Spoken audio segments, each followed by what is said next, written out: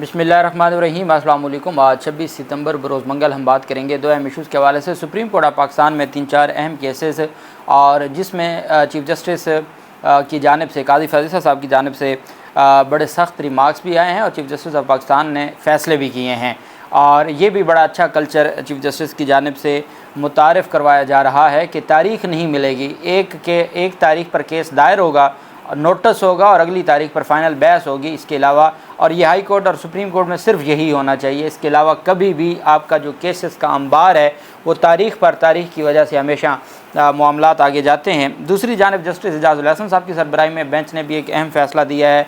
Supreme court practice and procedure में ना सिर्फ सियासी जमात की जानिब से जवाब जमा करवाया गया है बल्कि जो दरख्वास्त गुजार हैं उनकी जानिब से भी जवाब जमा करवाया गया। उसकी तफसील भी मैं आपके साथ शेयर करूँगा। और हमारे मुअज़्ज़िज़ जस्टिस मज़हर नकवी साहब के ख़िलाफ़ राय दे दी है जस्टिस सरदार तारिक मसूद ने सुप्रीम जुडिशल कौंसिल में कार्रवाई के लिए, और अब उनका case supreme judicial council deal करेगी। चूँकि आप जानते हैं कि मज़हर नकवी को पहले दिन से ही निशाना बनाया गया था और उनके ख़िलाफ़ दरख्वास्तें दायर की गई थी। अब क्या मज़हर नकवी का मुस्तकबिल क्या होगा उसके ऊपर भी हम बात करेंगे। और आखिर में मैं आपको बताऊँगा कि चेयरमैन सेनेट उनके भाई को जो रिहाइश मिली थी, बड़ा सख्त फ़ैसला जब जस्टिस बाबर सत्तार साहब ने कल जारी किया है तो वो रिहाइश मनसूख कर दी गई है, उसके ऊपर भी हम बात करेंगे। जस्टिस एजाज़ुल हसन साहब की सरबराही में एक बेंच काम कर रहा था माजूर अफराद के हवाले से एक दरख्वास्त पर समाअत थी। सुप्रीम कोर्ट में एक आंख से माजूर सरकारी अफसर के ख़िलाफ़ दरख्वास्त पर समाअत हुई। दौरान समाअत जस्टिस एजाज़ुल हसन साहब ने माजूर अफसर की तैनाती के ख़िलाफ़ दरख्वास्त पर इजहार बरहमी किया। उन्होंने सवाल किया कि मोहम्मद साजिद की एक आंख से माजूर है, सब वाज़ेह है और जब तकरीरी मेरिट पर की गई है तो फिर आपने इसको चैलेंज क्यों किया है। वकील सोशल वेलफेयर डिपार्टमेंट ने जवाब दिया कि बयान हल्फी के मुताबिक मुतासरा फरीक को कोई माजूरी नहीं है, जिस पर जस्टिस एजाज़ुल हसन साहब ने कहा कि बयान हल्फी में भी कोई तकनीकी गलती हो सकती है। रिकॉर्ड के मुताबिक तकरीरी मेरिट पर की गई है। इंटरव्यू बोर्ड ने मुआयना भी किया। उन्होंने कहा कि माजूर अफराद के कोटे पर उनकी हक तलफी नहीं होनी चाहिए। 2 अफराद ने उन्हें मंजूर करार दिया है और अदालत ने मोहम्मद साजिद को सोशल वेलफेयर डिपार्टमेंट पेशावर में सेक्शन ऑफिसर तैनात किया गया था। सोशल वेलफेयर डिपार्टमेंट ने इस तैनाती के ख़िलाफ़ अदालत से रजू किया था, जिस पर अदालत ने सोशल वेलफेयर डिपार्टमेंट की दरख्वास्त को मुस्तरद कर दिया है और जो माजूर अफराद हैं उनके राइट्स के हवाले से बड़ा तगड़ा फ़ैसला दिया है जस्टिस एजाज़ुल हसन साहब की सरबराही में बेंच ने। जबकि दूसरी जानिब जो अहम डेवलपमेंट सामने आई है, जायदाद के तनाज़े का एक केस था और उसमें ऑनरेबल चीफ जस्टिस काजी फैज़ल साहब की सरबराही में बेंच ने समाअत की। जायदाद के तनाज़े से मुतल्लिक़ केस में चीफ जस्टिस पाकिस्तान काजी फैज़ल और साहिल के दरमियान मुकालमा हुआ। साहिल ने चीफ जस्टिस को दुआएं भी देते रहे। 3 रुकनी बेंच ने जायदाद के तनाज़ा से मुतल्लिक़ समाअत की। बुज़ुर्ग दरख्वास्त गुजार सिबगतुल्लाह खान ज़ाती हैसियत में पेश हुए। चीफ जस्टिस काजी फैज़ ने बुज़ुर्ग दरख्वास्त गुजार से सवाल किया, आपका वकील किधर है, वो क्यों नहीं आया। तो जिस पर दरख्वास्त गुजार ने कहा कि इस केस से हमारी तौबा है, वकील बहुत महंगे हैं, हम अपना केस वापस लेना चाहते हैं और बाकी फ्रीकैन से हमारी सुलह हो गई है। चीफ जस्टिस ने बुज़ुर्ग दरख्वास्त गुजार से सवाल किया कि हम आपका बयान लिख कर केस खारिज कर दें, कि आप वकील पेश नहीं करना चाहते। बुज़ुर्ग दरख्वास्त गुजार ने जवाब दिया, जी जज साहब केस को खारिज कर दें, वकील की फ़ीसें बहुत ज़्यादा हैं। अदालत ने सिबगतुल्लाह खान की दरख्वास्त वापस लेने की इस्तदा मंजूर करते हुए केस खारिज कर दिया। बुज़ुर्ग दरख्वास्त गुजार सिबगतुल्लाह खान ने आखिर में कहा कि जज साहब आपको चीफ जस्टिस बनने पर मुबारक हो, अल्लाह आपको कामयाबियाँ दे। और इस पर फिर चीफ जस्टिस साहब ने उनका शुक्रिया अदा किया। अब मज़ा तो तब था कि जब इन सारी चीज़ों में जब इन सारी मामलात में आइन और कानून के मुताबिक चीज़ों को देखा जाना था तो मेरिट के ऊपर अदालत दरख्वास्त गुजार को सुन के ही डिसाइड कर सकती थी, लेकिन अदालत की जानिब से कहा गया कि आप केस वापस लेना चाहते हैं तो हम आपका बयान लिख के केस वापस कर देते हैं।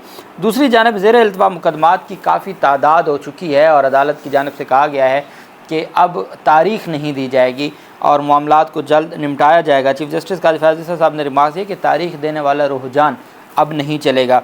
सुप्रीम कोर्ट में ज़ेर इल्तवा मुकदमात की तादाद काफ़ी ज़्यादा है, यहाँ पर एक तारीख़ पर नोटिस और अगली तारीख़ पर दलाइल होने चाहिए। चीफ जस्टिस की सरबराही में सुप्रीम कोर्ट के 3 रुकनी बेंच ने ज़मीन तनाज़ा से मुतल्लिक़ केस की समाअत की। वकील ने आइंदा की तारीख़ देने की इस्तदा की तो चीफ जस्टिस काजी फैज़ल साहब ने वकील की सरजनिश करते हुए रिमार्क्स दिए कि अपने जहन से ये तसव्वुर निकाल दें कि सुप्रीम कोर्ट में जाके तारीख़ ले लेंगे।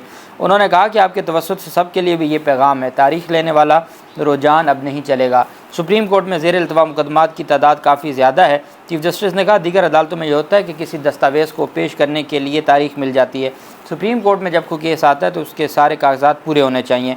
उन्होंने वकील को मुखातब करते हुए कहा कि दलाइल भी एक ज़बान में दें, अपनी उर्दू बेहतर करें या अंग्रेज़ी, और अदालत ने वकील की तारीख देने की इस्तदा को मुस्तरद कर दिया।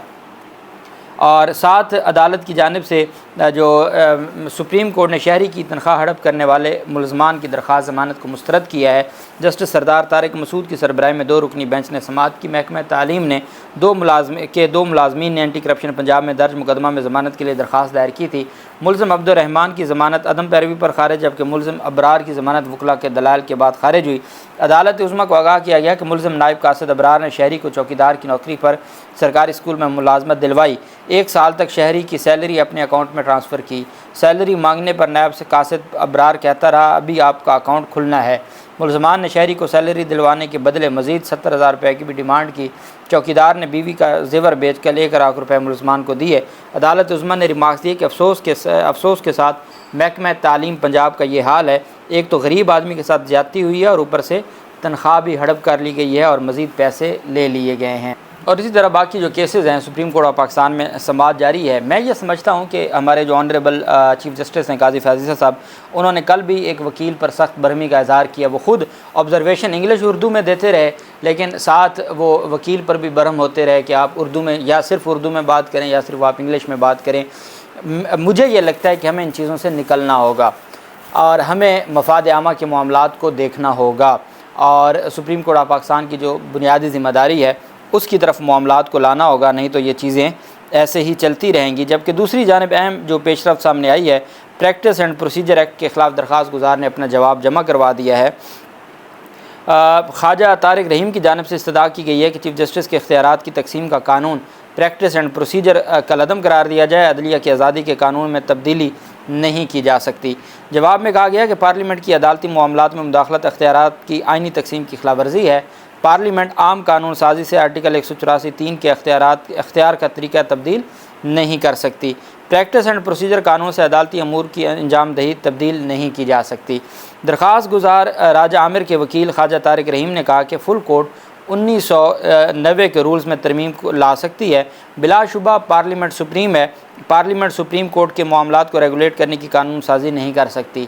दरख्वास्त गुजारों के कानून चैलेंज करने के हक़ पर भी सवालात उठाए गए। दरख्वास्त गुजारान में वकला और साफ़ी हैं जो बुनियादी हकूक़ की खिलाफवर्जी पर कानून चैलेंज कर सकते हैं। हाई कोर्ट सुप्रीम कोर्ट से मुतल्लिक़ कानून साजी देखने का फ़ोरम नहीं है। दूसरी जानिब मुस्लिम लीग काफ ने प्रैक्टिस एंड प्रोसीजर एक्ट के ख़िलाफ़ दरख्वास्तें मुस्तरद करने की इस्तदा की है। काफ लीग की जानिब से एडवोकेट जाहिद एफ इब्राहिम ने जवाब जमा करवाया। मुस्लिम लीग काफ ने अपने जवाब में इस्तदा किया कि प्रैक्टिस एंड प्रोसीजर एक्ट के तहत दरख्वास्तों को मुस्तरद किया जाए। इस एक्ट से अदलिया की आज़ादी को फ़रोग़ मिला है। पार्लियामेंट का बना कानून प्रैक्टिस एंड प्रोसीजर आइनी है। मुस्लिम लीग काफ का कहना है कि प्रैक्टिस एंड प्रोसीजर एक्ट अदलिया के इख्तियारात के ख़िलाफ़ नहीं है। कानून में चीफ जस्टिस के इख्तियार को 2 सीनियर जजेस के साथ शेयर किया गया है। कानून से अदलिया के इख्तियार में कमी नहीं इजाफा हुआ है और इस वजह से जो दरख्वास्तें हैं उनको मुस्तरद किया जाए। ये मुस्लिम लीग काफ की जानिब से जवाब जमा करवाया गया है। जबकि दूसरी जानिब जो अहम डेवलपमेंट सामने आई है वो जस्टिस मज़ाहिर नकवी के ख़िलाफ़ एक शिकायत थी जो उस वकील ने मियाँ दाऊद ने जमा करवाई थी, जो मियाँ दाऊद इमरान खान पर कातलाना हमले केस में, वज़ीराबाद हमला केस में जो नवीद मुलज़िम है उसका भी वकील है और वो प्रेस कॉन्फ्रेंस भी करते रहे मज़ाहिर नकवी साहब के ख़िलाफ़। उस पर जब ये मामला गया, जस्टिस सरदार तारिक मसूद सीनियर जज थे, सुप्रीम जुडिशल काउंसिल के मेंबर थे, उनको शिकायत भिजवाई चीफ जस्टिस उमर रज़ा बंदयाल ने और कहा कि आप इस सारे मामले पर अपनी राय दें। चूँकि एक सीनियर जज से कानूनी राय ली जाती है, तो 2 जज थे उस वक्त, काजी फैज़ और सरदार तारिक मसूद, तो सरदार तारिक मसूद को भिजवा दी, जिन्होंने मामला कितने महीनों लटकाए रखा और राय न दी, जो कि 14 दिन में देना ज़रूरी होती है।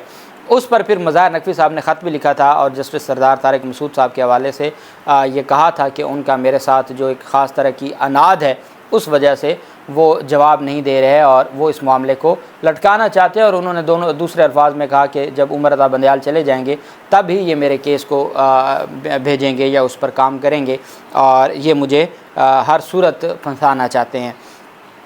जबकि सरदार तारिक मसूद के अपने ख़िलाफ़ भी आई हुई है दरख्वास्त, और जिस पर ये मुबैना तौर पर एक ख़त लीक किया गया है कि उमरता बंदयाल ने फ़ोन किया सरदार तारिक मसूद को कि जी आपके ख़िलाफ़ आई है, रेफरेंस आया है या कंप्लेंट आई है, क्या करना है। जिस पर सरदार तारिक मसूद क्या लिखते हैं अपने ख़त में कि मैंने बरहमी का इज़हार किया कि आपको मुझे कॉल नहीं करनी चाहिए थी, बल्कि आपको कानून के मुताबिक कार्रवाई शुरू करनी चाहिए थी। तो खैर वो भी सारी बात हो गई, और उस पर फिर अब जो डेवलपमेंट सामने आई है वो ख़त कैसे लीक हुआ। सरदार तारिक मसूद साहब ने बरहमी का ख़त लिखा उमरता बंदयाल को, उमरता बंदयाल के जाने के बाद वो ख़त लीक हुआ। वो ख़त तो सिर्फ चीफ जस्टिस को या 4 मेंबरान को आया था सुप्रीम जुडिशल कौंसिल के, वो अपनी जगह सवाल खड़ा है। और इधर सरदार तारिक मसूद साहब ने कानूनी राय दे दी है इनके ख़िलाफ़, जस्टिस मज़ार नकवी साहब के ख़िलाफ़। अब अगर तो उन्होंने इसको बेबुनियाद करार दिया होता, जैसे आयशा मलिक, उमरता बंदयाल, साकिब निसार, इजाज़ुल एहसन के ख़िलाफ़ जो रेफरेंस था या कंप्लेंट थी उसको जैसे बेबुनियाद करार दिया, तो इसको बेबुनियाद करार नहीं दिया, बल्कि अपनी राय दी है कि सुप्रीम जुडिशल कौंसिल इस मामले को देख ले, इसमें वज़न है। तो अब सुप्रीम जुडिशल कौंसिल इस मामले को देखेगी जस्टिस मज़ार नकवी साहब के हवाले से, और वही इल्ज़ामात हैं जो एक वक्त में काज़ी फ़ैज़ीसा साहब पर इल्ज़ामात थे। अगर उस वक्त काज़ी फ़ैज़ीसा साहब कहते हैं कि जी मेरे साथ ज़्यादती हुई है, तो आज फिर मज़ार नकवी के साथ जो कुछ हो रहा है वो भी सियासी इंतकाम की जानिब से, PDM की जानिब से किया गया है, तो वो भी उनको देखना होगा। दूसरी जानिब जो इस्लामाबाद हाई कोर्ट के जस्टिस जो बाबर सत्तार साहब हैं, उनकी जानिब से कल फैसला जारी किया गया था। राज़िक संजरानी के ख़िलाफ़ तौहीन अदालत केस में joint secretary petroleum, joint secretary establishment division को रिकॉर्ड्स में तलब किया है जस्टिस बाबर सत्तार साहब ने। चेयरमैन सेनेट सादिक संजरानी के भाई राज़िक संजरानी की टाइप 1 रिहाइश की अलाटमेंट के मामले पर तौहीन अदालत केस की समाअत हुई। राज़िक संजरानी अपने वकील अताउल्लाह कुंडी के हमरा additional attorney general Munawwar Iqbal Dugal भी अदालत में पेश हुए। राज़िक संजरानी के वकील ने अदालत को बताया कि राज़िक संजरानी ने बतौर MD कंपनी रिहाइश की दरख्वास्त दी जो मंजूर हुई। अदालत ने सवाल किया कि हुकूमत को रिहाइश का किराया कौन अदा करता था। वकील ने बताया कि हुकूमत को रिहाइश का किराया सैंडिक मेटल कंपनी 2013 से अदा कर रही है। जस्टिस बाबर सत्तार ने कहा कि 2013 में हुकूमत ने 3 साल के लिए रिहाइश राज़िक संजरानी को अलाट की। उन्होंने 2013 से अब तक रिहाइश कैसे अपने पास रखी हुई है। इस्लामाबाद हाई कोर्ट ने राज़िक संजरानी के ख़िलाफ़ तौहीन अदालत केस में कल से समाअत आज के लिए मुलतवी की, और उसमें बकिया अफसरान को भी बुला लिया।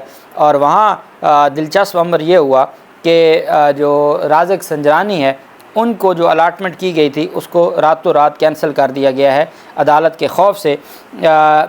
इस्लामाबाद 25 सितंबर का ये लेटर है, cancellation of government allotment accommodation joint state officer ने in provision of the request of mister Mohammad Raziq Sanjrani के राज़िक संजरानी की अपनी रिक्वेस्ट पर managing director Sandik metals limited the allottee of accommodation number 64 आगे एड्रेस दिया हुआ है, and with the approval of competent authority director general state officer Islamabad, this allotment made to him void allotment letter number dated 11/12/2019 is hereby cancelled with immediate effect. He is therefore required to vacate the aforesaid government accommodation within 14 days under Lands and Building Recovery of Possession Ordinance 1965 कि जी उनकी इस्तदा पर हमने ये उनकी allotment cancel कर दी गई है, और उनको कहा जाता है कि 14 दिन में अलाटमेंट आप अपना जो रिहाइश गाह है उसको खाली कर दें।